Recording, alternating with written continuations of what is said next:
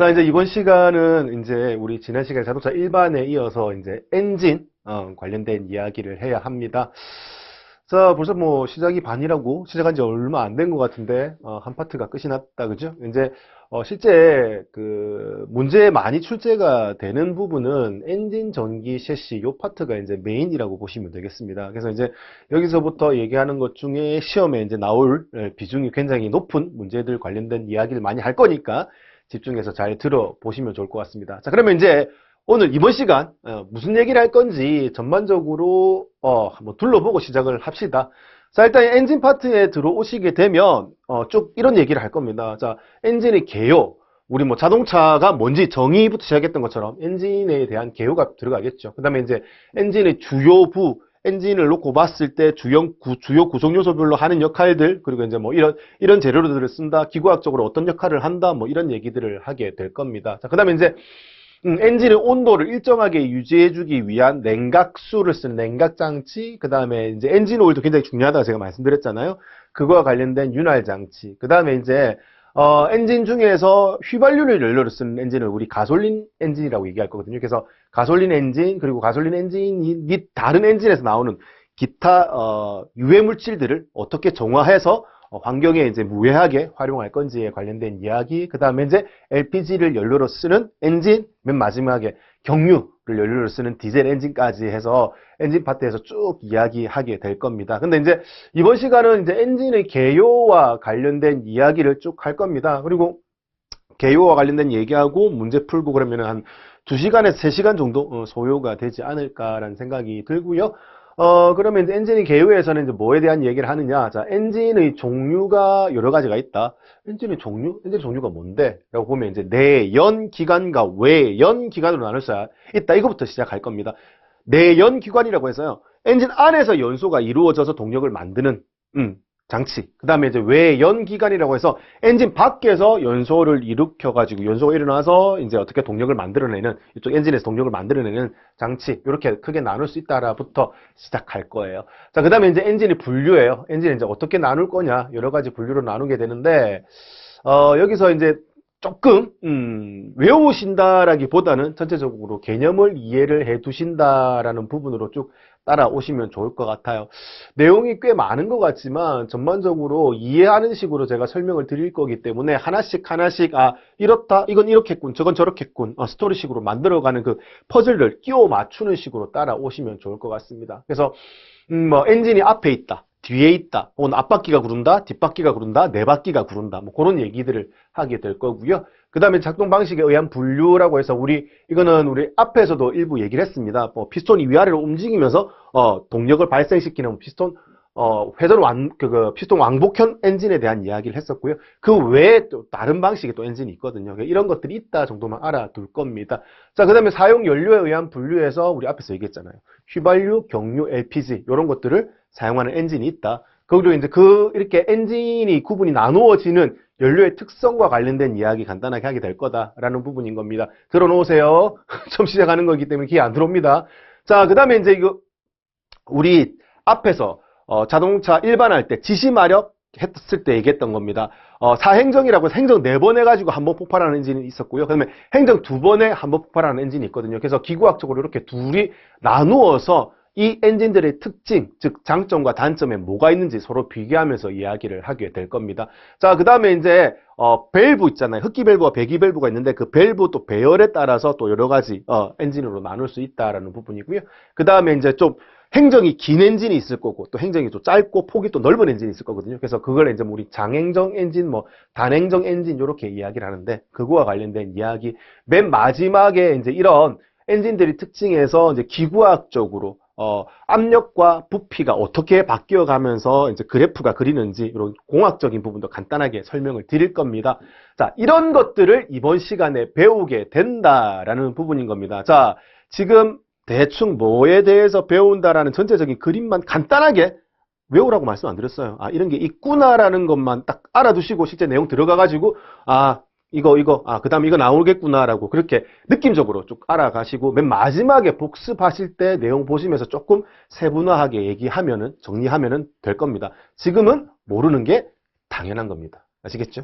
그래서 이제 이거와 관련된 이야기를 이제 내용 보면서 본격적으로 해보도록 하죠. 자, 엔진이 개요입니다. 엔진이 개요. 엔진이 뭐냐라고 물어보는 거예요.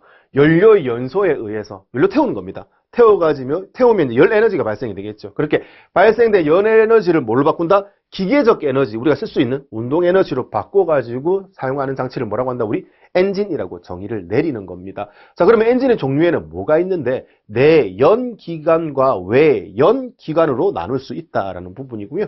내연기관은 우리 기존에 얘기했던 방식입니다. 자, 이렇게 엔진이 있으면 엔진 내부에서요. 자, 이렇게 엔진이 있으면 엔진 내부에서 이렇게 연소실이 있어서 이렇게 피스톤이 위아래로 움직이면서 공기와 연료를 빨아당기고 공기와 연료를 엔진 안에서 태운다라는 거죠. 태워서 폭발해가지고 동력 만들고 내보내는 방식. 기존에 플래시를 보셨던지 앞에서 얘기했던 엔진들이 전부 다 뭐다? 엔진 안에서 연소가 일어나는 내연기관이다라고 보시면 좋겠습니다. 그럼 이 내연기관에는 이 사용되는 연료에 따라서 휘발유를 연료로 쓰는 가솔린 엔진, 그죠? 그리고 LPG를 연료로 쓰는 LPG 엔진, 경유를 연료로 쓰는 디젤 엔진, 이런 것들이 전부 다 뭐에 포함이 된다? 여기 있는 내연기관에 포함이 된다라고 보시면 되겠습니다. 그래서 우리는 뭐 이제 앞으로 내연기관에 대해서 이야기를 하는구나, 이렇게 이해하시면 되겠어요. 자, 그러면 이제 외연기관은 뭐냐? 자, 연소가 일어나는데 어디서 일어난다? 바깥에서 일어난다고요. 바깥에서 연소가 일어나는데 어떻게 움직이지? 이거를 많이 활용하는 게 증기를 이용한 엔진이라 보시면 돼요. 외부에서 이렇게, 장치를 만들어서 외부에서 이렇게 연료를 태웁니다. 연료를 태워갖고 뭘 하느냐? 물을 끓입니다. 물을 끓이면은 물이 이제 끓으면서 증기가 나오겠죠. 이렇게 증기를 어떻게 한다? 이런 엔진에다가 집어넣어서 증기로 이렇게, 피스톤을 움직인다든지 아니면 증기로 프로펠러를 돌린다든지 이런 엔진을 뭐라고 한다? 외연기관이라고 표현을 하는 겁니다. 그래서 외연기관에는 대부분 다 앞에 뭐가 많이 들어간다? 이런 증기자가 많이 들어갑니다. 증기를 이용을 해서 어떻게 한다? 이렇게 외부에서 연소를 일으켜서 기구학적으로 움직이기 때문에. 그래서 내연기관과 외연기관으로 나눌 수 있고, 외연기관에는 뭐가 많이 붙는다? 연료를 태워가지고 증기를 보통 많이 이용을 해서 증기 압력으로 엔진을 움직이기 때문에 이렇게 외연기관에는 증기자가 많이 붙는다라는 부분으로 이해를 해두시면 좋겠다라는 거죠. 자, 그 다음에 이제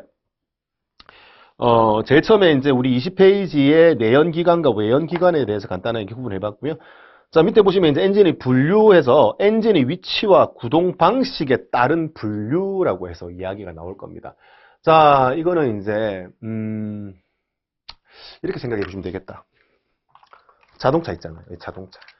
자동차가 있으면 자동차를 보고 우리 그 시내에 나가면 자동차 이렇게 많이 지나다닐 거지 않겠습니까? 그러면 그 자동차를 보고 저 자동차의 엔진은 앞에 있다, 뒤에 있다, 뭐 혹은 뭐 앞바퀴가 구른다, 뒷바퀴가 구른다를 쉽게 구분을 하기가 어렵잖아요. 하실 수 있나요? 일단 엔진 위치는 좀 쉽게 구분할 수 있어요. 엔진 위치는 어떻게 쉽게 구분하느냐? 이런 승용차 같은 경우 고장난 거를 보신 적이 있을 겁니다. RV차도 마찬가지고요. 승용차는 RV차가 고장이 나면 갓길을 대놓고 어딘가 열어놓죠. 뭐 고장났다는 거 알려주기 위해서. 근데 본닛이라고 해서 앞쪽을 엽니다. 대부분의 승용차는 RV 차량들은. 그러면 이제 대부분의 승용차나 RV 차량의 앞쪽을 열어서 뭔가를 점검한다. 그러면 앞에 뭐가 있다? 엔진이 있다라고 알 수 있고요. 버스 같은 경우 고장나서 갓길에 댔을 때 어딜 열어놓더라? 뒤를 열어놓죠. 그럼 버스 같은 경우는 뒤에 뭐가 있다? 엔진이 있다라는 거를 대충 우린 감을 잡을 수 있어요. 근데 그럼 그 외에 또 눈에 자주 볼 수 있는 자동차의 종류에 뭐가 있다? 화물차 있죠. 화물차, 트럭.